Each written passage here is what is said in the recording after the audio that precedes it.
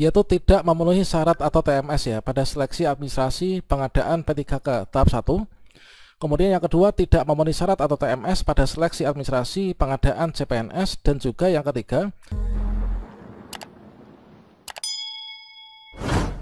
Sobat calon guru semuanya, baru saja rilis kabar gembira yaitu melalui Kemenpan RB nomor 634 tahun 2024, yaitu tentunya di sini nanti akan bisa dimanfaatkan ya oleh teman-teman tenaga honorer yang TMS, CPNS, TMS di P3K tahap 1 maupun juga belum melakukan resume pendaftaran P3K tahap 1 atau tidak melakukan pendaftaran ya kemarin.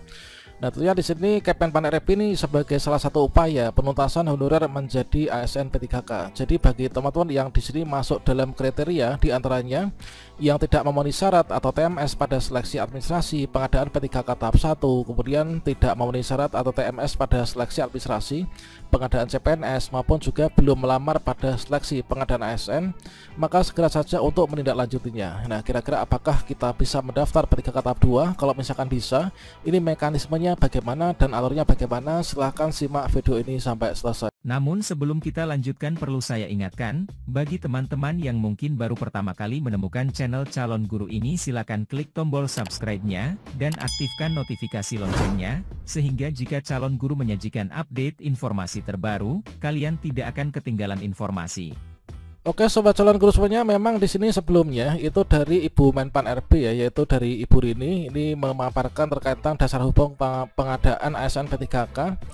Baik itu untuk CPNS maupun juga P3K. Nah, selanjutnya di sini juga ketika dulu dilakukan evaluasi terhadap pengadaan ASN tahun 2024, ya benar di sini ada beberapa isu ya, yaitu keterbatasan anggaran, kemudian juga belum optimal untuk memetakan kualdik, kemudian pelamar kurang teliti saat melakukan pendaftaran, sehingga di sini menyebabkan banyak sekali yang pelamar tuh TMS ya.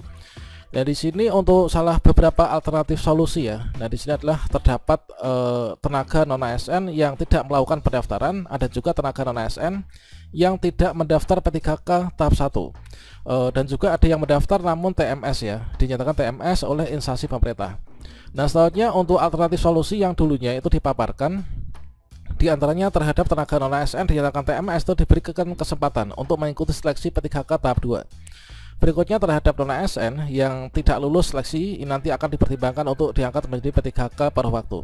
Nah, sekarang ini sudah rilis nih, setelah dilakukan koordinasi antar kementerian, kemudian melakukan coaching klinik juga sudah rilis, yaitu Kemenpan RB tentunya sebagai tidak lanjut dari produk evaluasi terhadap pengadaan ASN ini. Hal tersebut sesuai dengan ini ya, yaitu baru saja rilis, yaitu dari Menteri Pendayagunaan Aparatur Sipil Negara.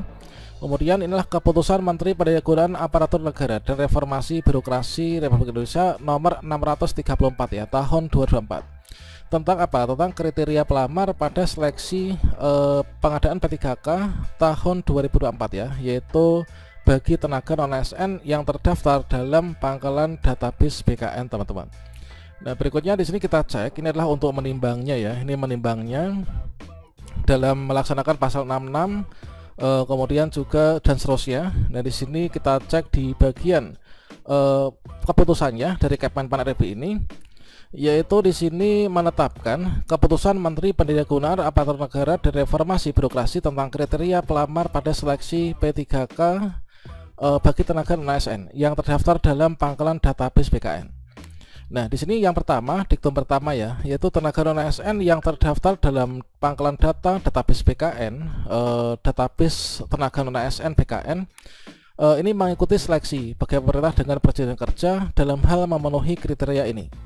Yaitu kriteria yang pertama, yaitu tidak memenuhi syarat atau TMS ya pada seleksi administrasi pengadaan P3K tahap 1. Kemudian yang kedua, tidak memenuhi syarat atau TMS pada seleksi administrasi pengadaan CPNS, dan juga yang ketiga, belum melamar pada seleksi pengadaan ASN. Namun di sini kalau misalkan kita cek ya, ini adalah untuk bunyinya gini. Tenaga non ASN yang terdaftar dalam pangkalan database BKN mengikuti seleksi P3K dengan kriteria ini. Nah, ini adalah untuk kriteria yang dibahas dalam Kemenpan RB. Kemudian kita cek yaitu untuk yang diktum keduanya, disampaikan bahwasanya pelamar sebagaimana yang dimaksud pada diktum pertama ya, ini hanya dapat melamar pada instansi pemerintah tempat bekerja saat mendaftar. Nah, jadi di sini baik teman-teman yang untuk pelamar yang TMS seleksi administrasi tahap 1, kemudian TMS CPNS maupun belum melakukan pendaftaran, ini bisa melamar. Namun bisa melamarnya itu adalah hanya melamar pada instansi pemerintah tempat bekerja saat mendaftar. Yang ketiga, nah pelamar yang dimaksud pada diktum pertama ini yaitu kriteria A sampai dengan C, ini melamar pada jabatan apa? Jabatannya sudah ditentukan, yaitu pengelola umum operasional, kemudian operator layanan operasional, kemudian juga di sini ada pengelola layanan operasional dan penata layanan operasional ya. Ini ada 4 jabatan yang bisa dilamar untuk teman-teman yang kategori tadi. Kategori yang TMS tidak melakukan pendaftaran tahap 1, padahal mereka itu terdaftar di dalam pangkalan database BKN.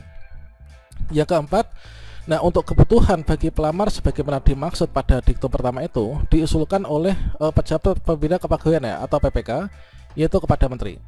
Yang kelima, pejabat pembina kepegawaian instansi pemerintah mengusulkan kebutuhan itu kepada menteri ini ya. Kemudian pelamar yang dinyatakan lulus ini nanti diambil dari yang berperingkat terbaik ya. Jadi dilakukan perankingan, teman-teman yang mendaftar di sini nanti dilakukan perankingan, yang peringkat terbaik itulah yang lulus. Misalkan formasinya itu adalah hanya ada 1, sementara pelamarnya itu ada 2. Nah maka di sini nanti dari 2 pelamar ini yang 1 diangkat menjadi P3K karena lulus seleksi. Nah bagi yang satunya yang nggak lulus kalah perankingan bagaimana? Nah di sini sampaikan di diktum ke-7, dalam hal jumlah pelamar yang telah mengikuti seluruh tahapan seleksi melebihi jumlah penetapan kebutuhan, pelamar diangkat menjadi P3K paruh waktu ya. Nah ini, jadi yang 1 karena formasi 1 pelamar 2, yang 1 P3K penuh waktu lulus ya, yang satunya nggak lulus ini adalah diangkat menjadi P3K paruh waktu. Nah ini untuk kebutuhan sebagaimana dimaksud di diktum ke-7 diusulkan oleh pejabat pembina kepegawaian ya, ini adalah kepada menteri.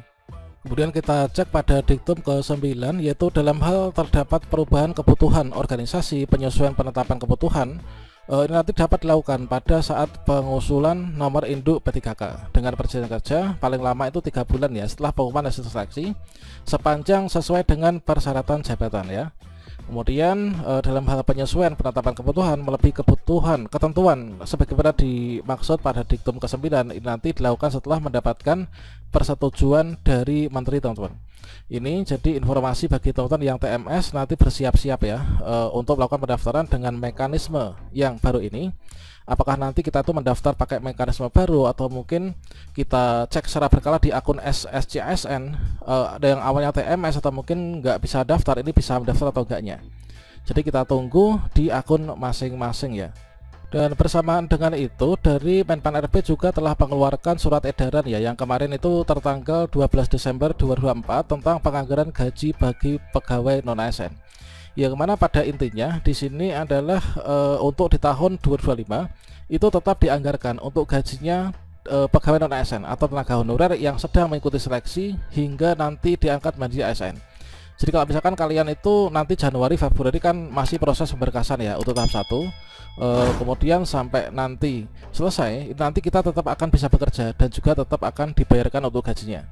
Nah selanjutnya jika teman-teman itu telah mengikuti seluruh tahapan seleksi, nanti jika melebihi kebutuhan formasi maka dia akan diangkat menjadi P3K paruh waktu. Dan untuk pengangkatan P3K paruh waktu nanti akan dianggarkan ya. Ini adalah tetap dianggarkan, diminta instruksi dari Menpan RB. Berikutnya untuk penganggaran tersebut itu adalah nanti di luar belanja pegawai. Nah itu jadi bagi teman-teman yang mungkin TMS atau mungkin yang kemarin nggak daftar atau bagaimana, ini nanti dipantau saja akun masing-masing untuk melakukan pendaftaran dan dipantau yaitu informasi resmi yang nantinya akan disampaikan oleh masing-masing website resmi instansi masing-masing. Oke, demikian, salam sukses untuk kita semuanya. Wassalamualaikum warahmatullahi wabarakatuh.